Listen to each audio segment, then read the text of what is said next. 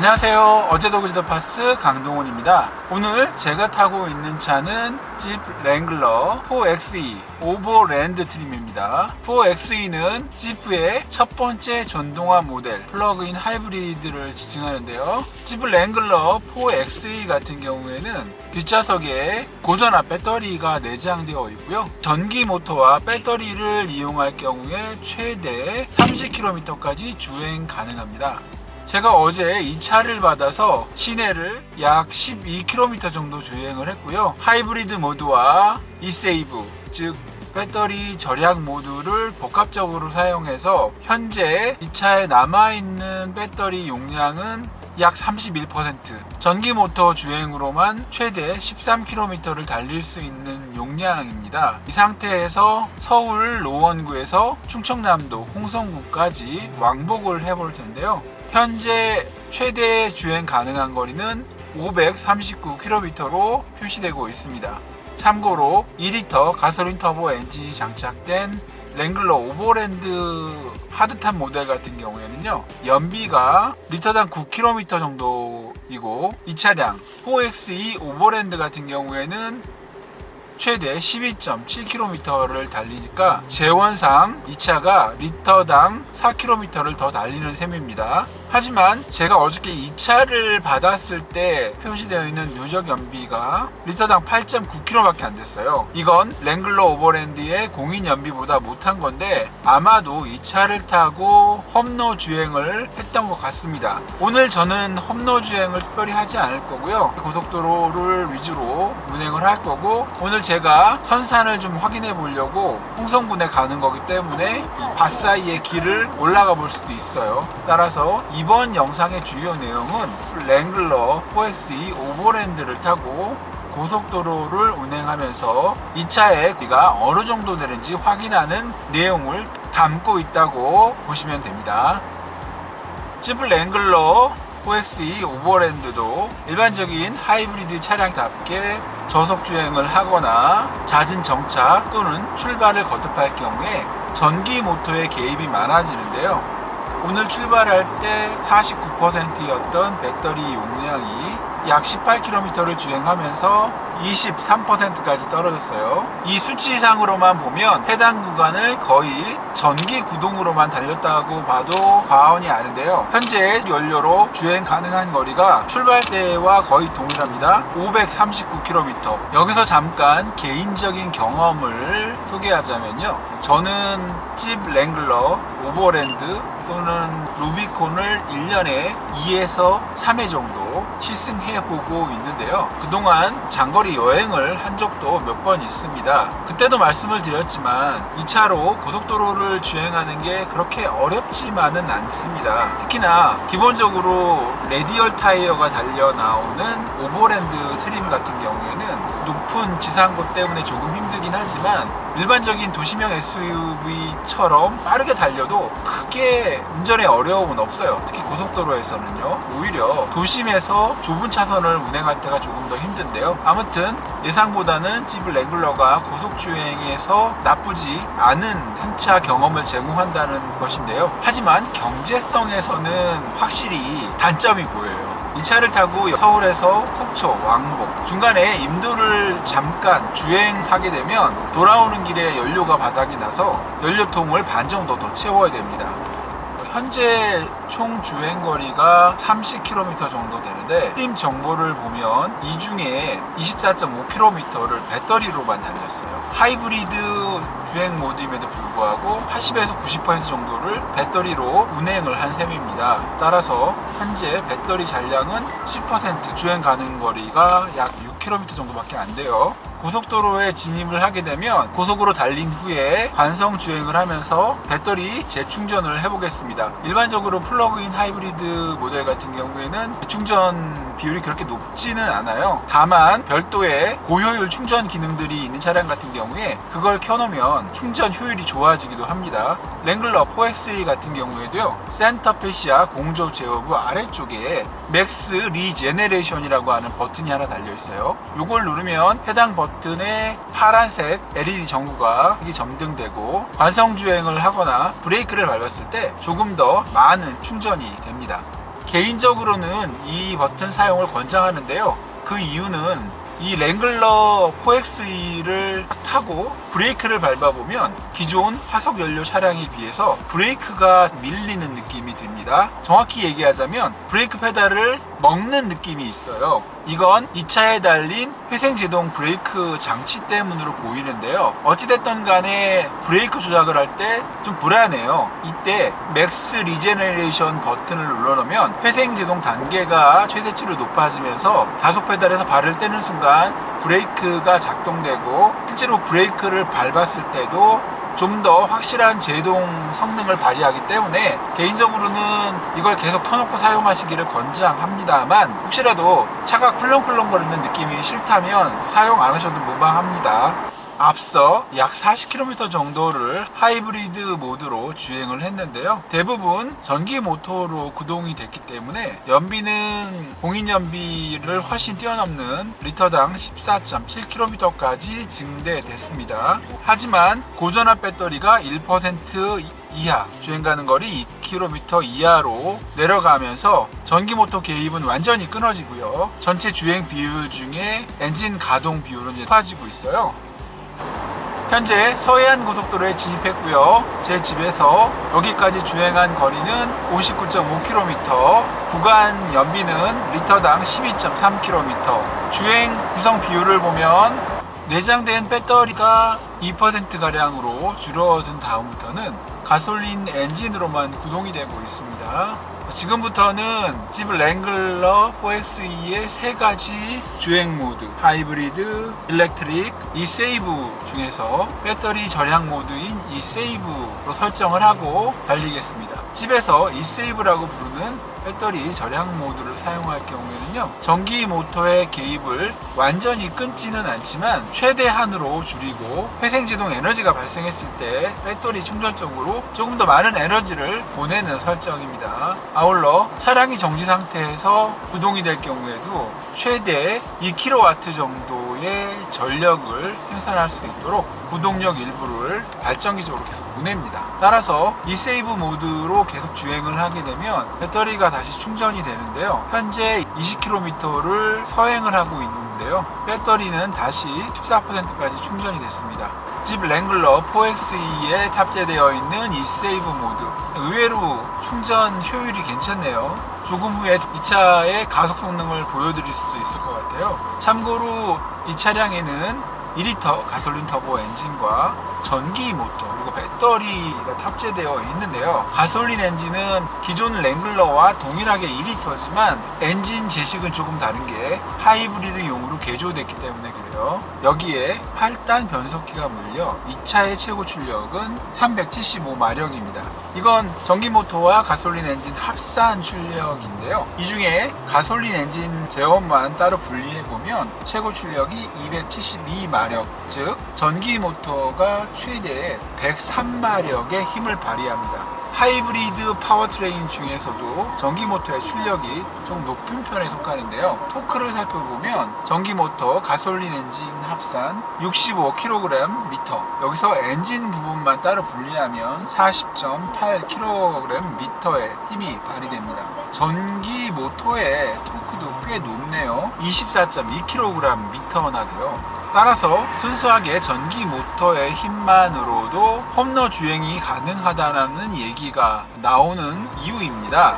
물론 임도 수준의 험로가 아니라 길이 없는 정말 오프로드를 갔을 때 전기 모터 힘으로 과연 바위 같은 걸 타고 넘을 수 있을지는 의문입니다만 차가 다닐 수 있는 험로에서는 가능할 것 같아요.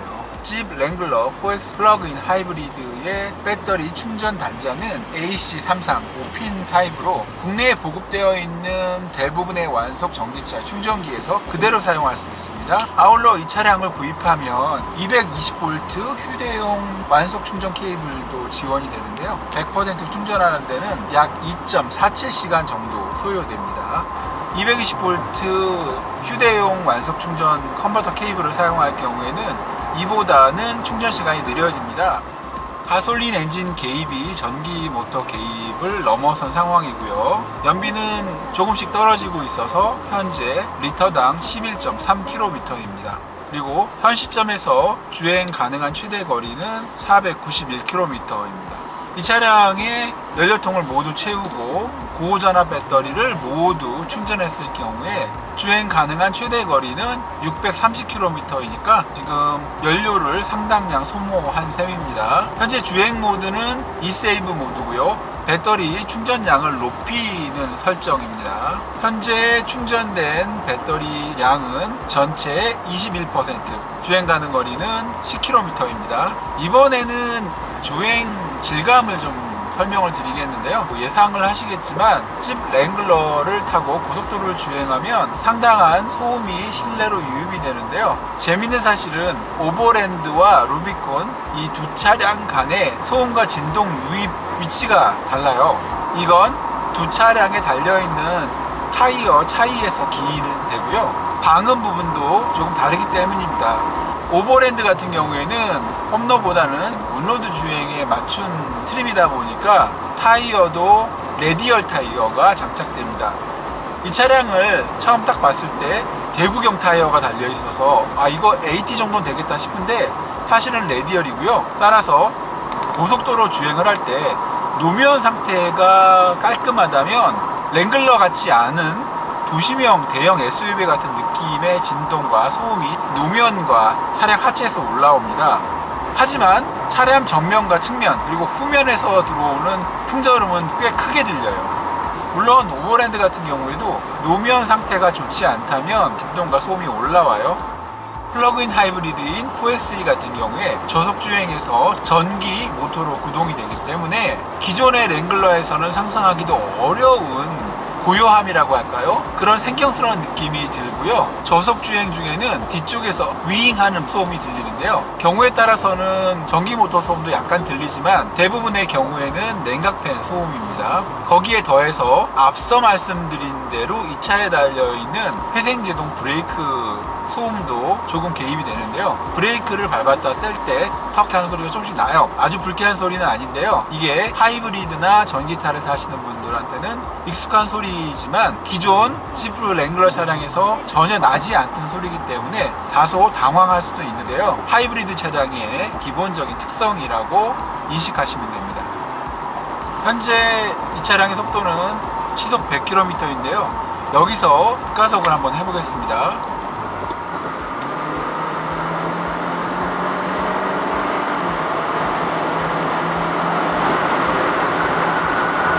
랭글러가 무겁고 각진 차다 보니까 가속과는 좀 거리가 먼 차이긴 합니다만 가솔린 엔진 차량 같은 경우에도 기대치보다는 높았는데 4xe 같은 경우에는 가속할 때 느낌이 기존 가솔린 모델보다는 확실히 가볍네요. 자, 이제 목적지에 거의 다다랐습니다. 서해안고속도로 홍성 나들목에서 고속도로 밖으로 나갈 텐데요. 현재 달린 거리는 163.7km, 연비는 리터당 11km, 그리고 앞으로 주행 가능한 거리는 422km입니다. 목적지에 와서 선산을 살펴봤고요. 아까 녹로를 올라가 보겠다고 말씀을 드렸는데 지금 배터리가 1% 밖에 없어요. 전기차 모드로 해도 금방 꺼질 것 같고요. 일단 한번 올라가 보겠습니다. 지금은 콘크리트 포장이 된 길이고 조금 더 올라가면 길이 나타납니다. 여기가 일반적인 농로고 경사도 높지 않은데 비만 오면 엄청 패여서 승용차들은 바닥이 긁히는 곳이에요. 한번 올라가 보는 거니까 큰 기대는 하지 마시고요.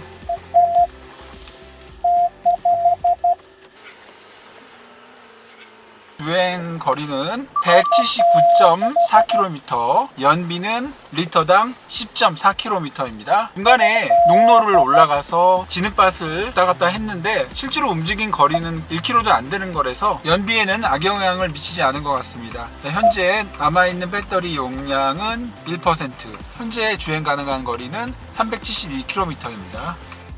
집 랭글러 4XE를 운영하면서 배터리 재충전, 즉 회생제동 효율을 높이기 위해서는 맥스 리제네레이션 버튼을 눌러야 합니다. 차량의 시동을 껐다가 다시 켜면 기본 설정인 하이브리드 모드로 바뀌는데요. 이때 맥스 리제네레이션 버튼도 초기화가 됩니다. 이걸 모르고 이세이브 모드에서 충전을 많이 시키려고 노력을 해봐야 2% 3% 정도밖에 올라가질 않아요. 반면 맥스 리제네레이션 버튼을 누른 상태에서 이세이브 모드를 사용할 경우에는 충전 효율이 몇 배로 좋아집니다.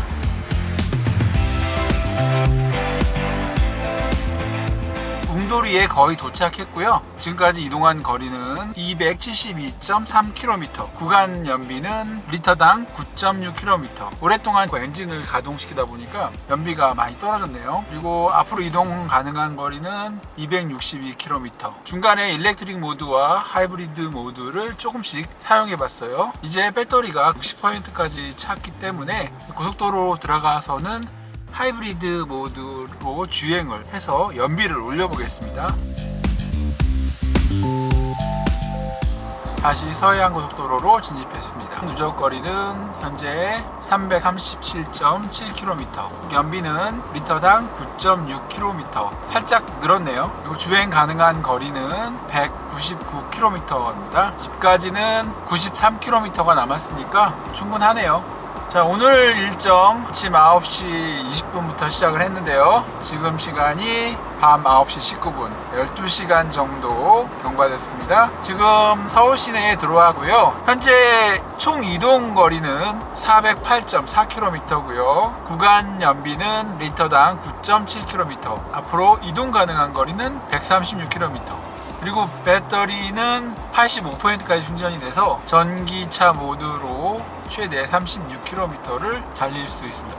36km? 이 차의 재원상 전기 모터와 배터리로 달릴 수 있는 거리가 32km니까 현재 연비가 좋아서 그런가요? 아무튼 이세이브 모드에서 하이브리드 모드로 전환해서 전기 모터를 적극적으로 사용하도록 하겠습니다. 맥스 리제너레이션 버튼은 그대로 활성화시켜 놨습니다. 배터리 용량이 85%, 넉넉한 편이다 보니까 하이브리드 모드로 전환하자마자 엔진을 거의 사용하지 않습니다. 유커넥트의 하이브리드 앱을 열어보면 엔진 사용량과 배터리 사용량, 즉 전기모터 구동량이 표시가 되는데요. 현재 63km, 4km 정도로 일정하게 달리고 있는데 엔진은 전혀 가동되지 않고요. 전기모터만이 3에서 15kW 정도의 힘으로 이 차를 밀고 있습니다. 그새 연비가 0.1km 늘었고요. 약간의 오르막인데요. 그럼에도 불구하고 여전히 엔진은 전혀 가동되지 않고 전기 모터만 가동되고 있습니다. 이러면 일렉트릭 모드랑 차이가 뭘까요? 이상으로 지프의 첫 번째 플러그인 하이브리드 랭글러 4xe 오버랜드 차량의 고속도로 주행 연비 변화 그리고 파워트레인의 동작 특성들을 설명을 드렸습니다. 지금까지 어제도 그제도 파스 강동훈이었고요. 영상 내용 나름 재밌는 부분이 있었다면 공감, 다음 컨텐츠가 기대되신다면 구독 부탁드립니다. 유튜브 시청자들께서는 알림 설정도 해두시면 좋고요.